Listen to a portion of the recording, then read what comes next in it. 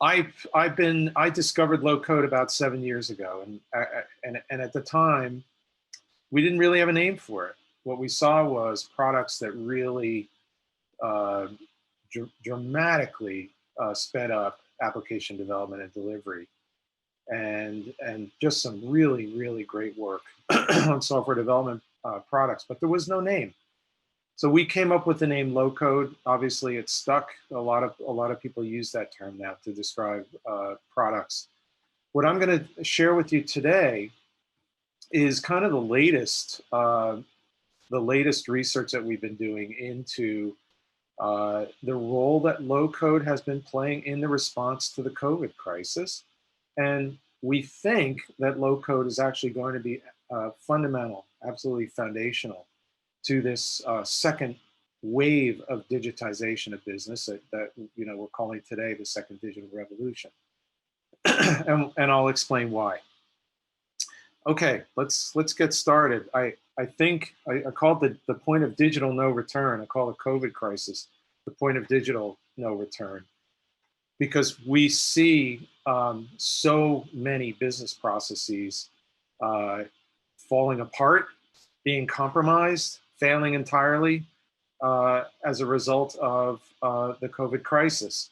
And we think we're seeing evidence that the result of this terrible situation is going to be a new wave of investment in digital business, and we don't think it's going to stop. We think there's going to be developments and benefits that we just haven't seen before. Effectively, we're going to finish what we started back around 2010, 2012, and really deliver the second digital revolution. So let's talk about the situation pre-crisis. So we've been doing research into digital transformation for we were about nine or 10 years in, and we saw a lot of activity, a lot in large corporations, startups, etc.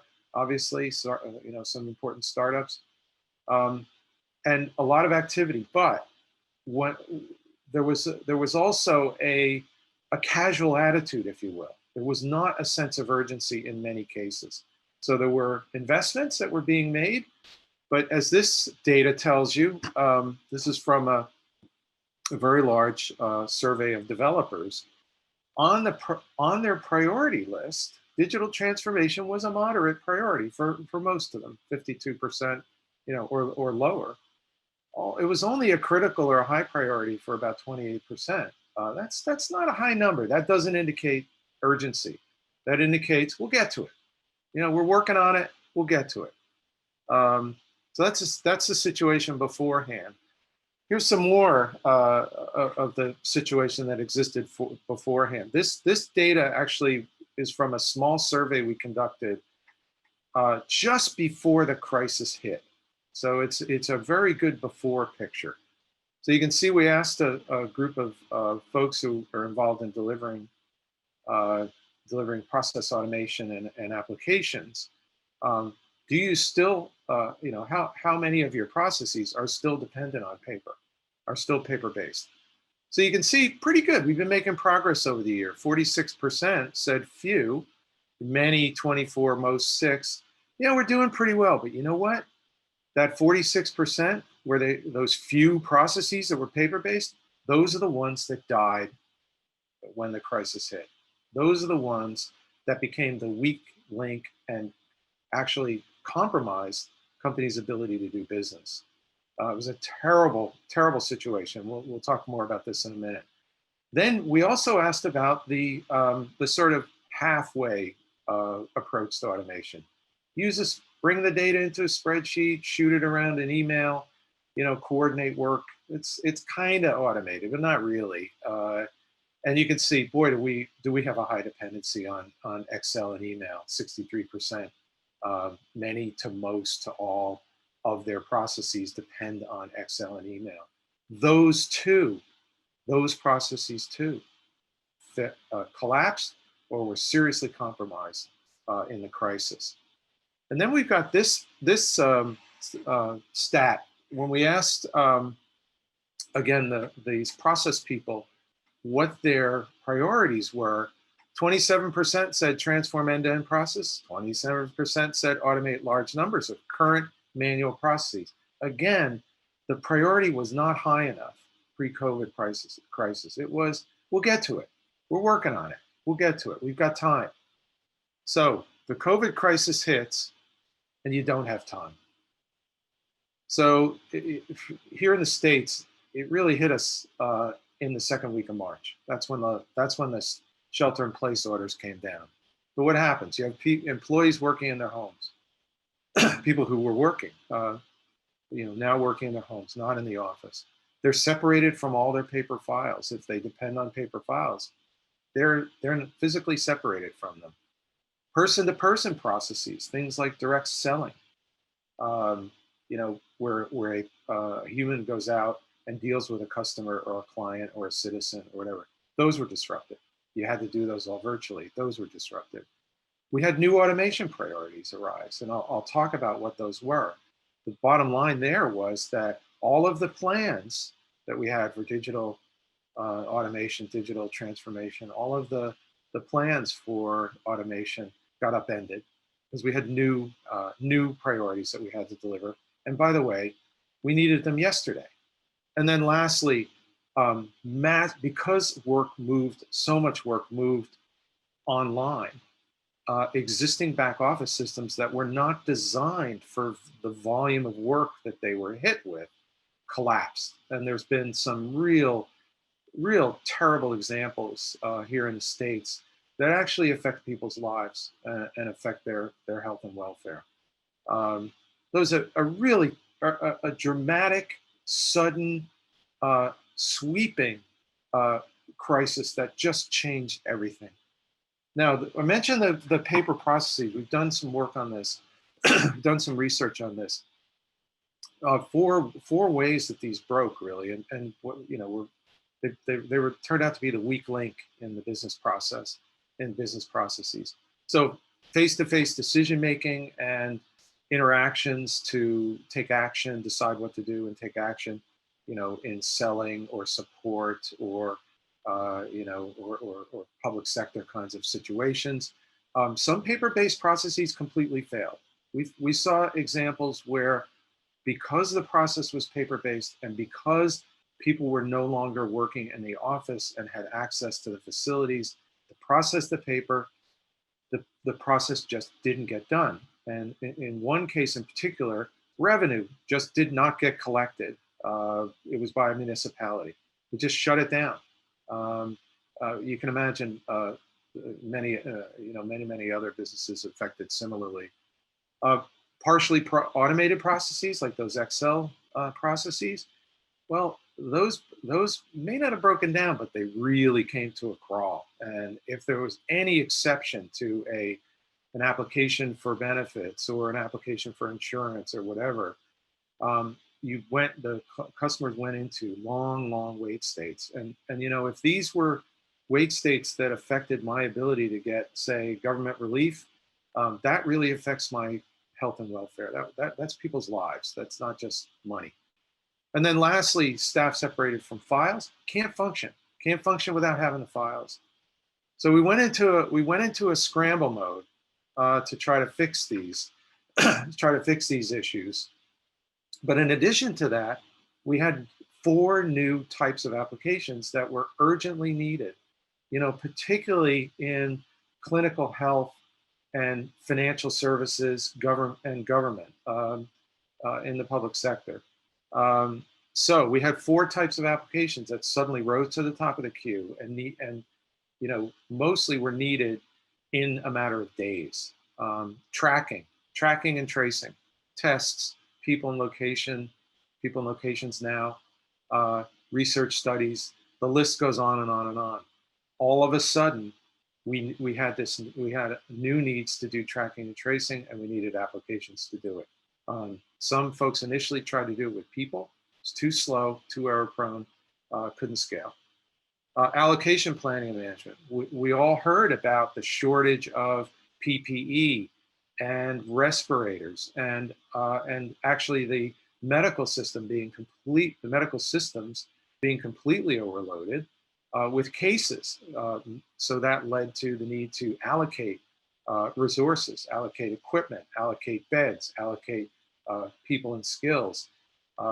Again, we didn't have these. We didn't have systems to support these motions, and we needed them urgently.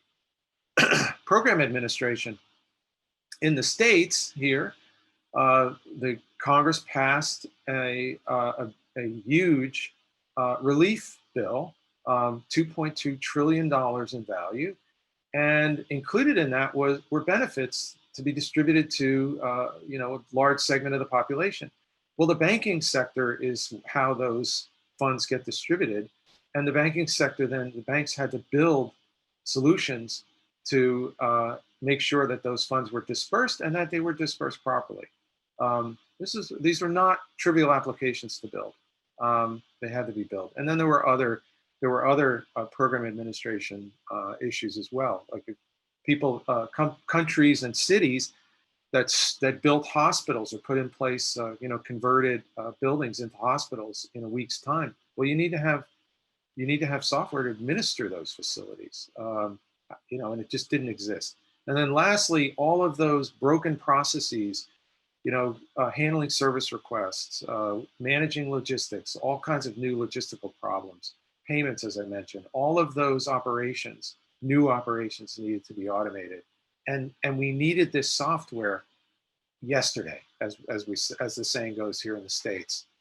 So this is where you've probably been, at this point, you're saying, okay, when are we going to hear about low code? Well, here you go. This is where low code enters the picture. In our surveys of developers, which we think developers are a really good indicator of technology adoption, about half, it's probably a little more than half at this point, of developers around the world have told us that their organizations use low code or are planning to use low code. About 25%, maybe it's about 25 to 30%, are really using low code very intensively. And then the rest of them we're planning to adopt low code. So the low code platforms are in place. This is a market. It's about a $6 to $7 billion market, at this point. It is in place, and low code. So low code we define when we first coined the term as having two characteristics. The first characteristic is don't code, or code minimally. Use a development approach that employs declarative techniques.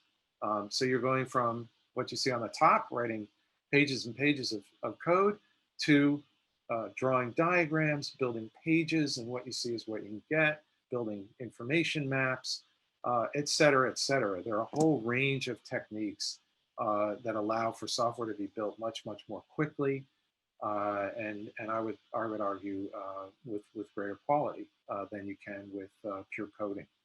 Second part of the definition was the business model. We found that developers that adopted low code really appreciated their ability to adopt at a low cost in time, money, and training, and to expand their financial commitment as they were able to deliver more and more applications. This was the antithesis of enterprise selling, where you pay upfront for a three-year right to use a product, and maybe you get the value and maybe you don't. This is pay as you grow. And this is a very, very important part of why low code really took off.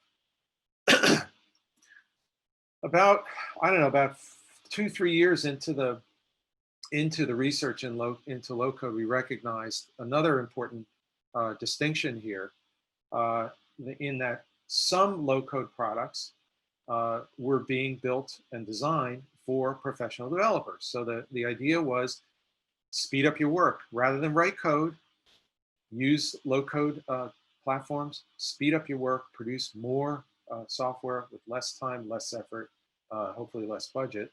But we recognized that there was a branch of the market that had emerged that is often called no code, that was aimed at business professionals, aimed at what we often call citizen developers. These are folks like, I think many of you on on the call, where you don't have a background in coding, but you have a business idea, and any good business idea needs to be implemented in software. That's just the way digital works. And so you want to adopt a platform that allows you, without any development experience, to actually deliver that software. This is super important, and it's a really important branch of the market, we think, going forward as we move from the COVID crisis emergency into the COVID recovery. We think we're going to see a lot of business people contributing the software that's needed and contributing more and more software over time. And later on, you'll get a chance to meet my colleague, John Bratton-Sevic, affectionately known as John B., who is a citizen developer, and he can tell you about his experiences, and maybe you can compare notes. Okay, low-code platforms are in place. The crisis hits. How did low-code help? 3 ways. First way, deliver those applications that needed to be delivered yesterday in a very short amount of time. Look at the left, quick results in delivering employee tracking applications. You know, one company we looked at did it over a weekend. Hospital supply tracking app, crucial question for hospitals with supplies, built it in 2 days on low code. The PPP loan eligibility app, that's the big program here in the States, the big relief program here in the States. It's a complicated application. It's got eligibility, dispersal, et cetera. 6 days to build this application. I mean, that's just unheard of. But it's possible because it was done on low code. Community survey app, surveying the populace to assess their health, and the risks. You know, the risks of the symptoms they're reporting, to start to get some tracking in place. 2 days, a little bit, 2 and a little bit. And then provisioning. A lot of workers at home need to provision them with laptops. They need permissions for the right, online resources, et cetera. One company we saw built a provisioning app in 2 days. So rapid delivery of urgently needed software, really rapid delivery, of that software. Second benefit of helping companies adapt to the new reality that they find themselves in. Our favorite example is a retailer we met over in the Netherlands, who, when the crisis hit, like most retailers, had to transition from brick and mortar, which was the majority of the revenue, to online selling and online commerce. They had an online commerce site. That was the good news. They were able to start to transition over to that channel to do business. But they had to have some means of delivering product. And so they relied on the country postal system and the local delivery services. Well, we know what happened to those companies and those entities. They became crushed by just soaring demand that way outstripped their facilities and their ability to deliver. So this retailer, in a matter of weeks, stood up a delivery service of its own. They had to. If they wanted to satisfy customers and keep going with their transition over to online, they needed to have their own delivery service. And so fortunately, they had already built their core business applications in a low-code platform. And they were able, because they had done that work on a low-code platform, they were able to build a new module that helped them manage deliveries. Was it the kind of software and sophistication that FedEx or DHL has? No, but it was the basics. They got it up and running, and then because it was low-code, they were able to continue to enhance and improve it. This is really significant. This is adding a major business function to your business in a matter of weeks. This is the kind of benefits that low-code provide. And then lastly, the low-code vendors, like many vendors, honestly, but the low-code vendors went into high gear and began to offer their customers free applications, free accelerators for custom applications, special commercial terms. There were, in some cases, some of the health systems, for example, needed to dramatically expand the number of seats that they had with their provider, but they just didn't have the budget allocation yet. Well, they got special terms so that they were able to get special terms so that they could expand their software delivery, and we'll work out the finances later. So there were some really great, really generous and sort of humane behaviors that we saw out of the vendors that really helped with the crisis. But the big deal here is software fast, software that we need quickly, really, really fast. That was really the basis of it. So, as I mentioned, I think personally that we are seeing the beginning of the end of the emergency, the fire drill part of the COVID crisis, if you will, where suddenly the whole world changes. All these processes are broken. Oh my God, we've got to go into high gear. We're going to work 24/7, all hands on deck to fix broken processes and get ourselves up and running again. Most companies seem to be getting through that. Now they're getting into their second wave. The second wave is the COVID recovery. And that's where they will invent what I call their next normal. And that next normal will be, we think, will encompass these 5 points. And it will be another wave of digital development. So first, the first wave of digital development digital transformation, was really driven by innovation. There was a lot, it really started with the advent of mobile apps and mobile commerce. And so there was a lot of emphasis on new channels, new products, new services, maybe even new business models.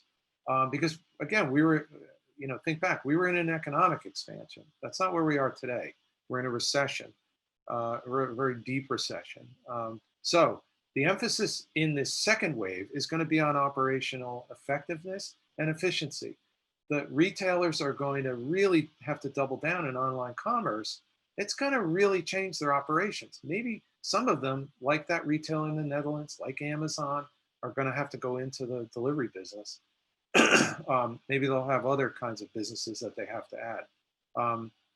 But it's going to be all about operational effectiveness and efficiency. By the way, efficiency because of the recession. Money's going to be tight for a while. So efficiency is going to be crucial. Remote work, people working in their homes, we think that's going to be going on for some time. Some period of years even, some of the experts are saying. There's a variety of reasons for that, safety being the main one. But also a lot of folks who go to work in offices take public transportation. And boy, is public transportation risky in this crisis. So we think there's going to be a gradual return to work, but there's a lot of the folks who work at home today are going to work at home for a long time. And so we've got to put in place not just Band-Aids Band-Aid systems to support that work, but real sustained, thought out, architected kinds of solutions. We need an urgent attack on the paper-based processes. No more paper-based processes. We see what happened. By the way, there's no certainty that there's no certainty that another crisis isn't waiting in the fall, or other sort of uncertainties. We've got to get rid of those paper processes if we're going to survive and sustain and thrive. Business people, as I mentioned, are going to do more development, and we've got to put in place the products, the low-code products, digital process automation products, and also the governance to give them proper support, proper funding, and guidance in order for them to really contribute. And then lastly, we're going to do this all at scale, and there's going to be a certain amount of standardization. When efficiency, in a recession, when efficiency is paramount, we can't afford the complexity of a lot of diversity of products. So, some of our clients have 7 or 8 different low-code platforms. They're gonna start to winnow those down and focus on 1 or 2 to gain efficiency and to standardize. And then one other point here that's really important to understand about low-code. Some people will tell you that low-code platforms are only good for departmental applications.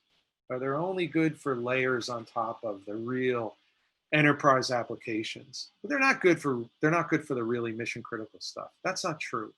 Uh, we have research that's coming out shortly where we documented 25 cases of companies that use low code to rebuild all or part of their core applications. These are the financial management applications, the logistics applications, the scheduling and payment applications that are really at the core of business operations. These applications are in scope, particularly what we're showing here as the shared services and core business operations. Systems of record tend to be much more long-lived, and they tend to be lower on the list in terms of modernization candidates.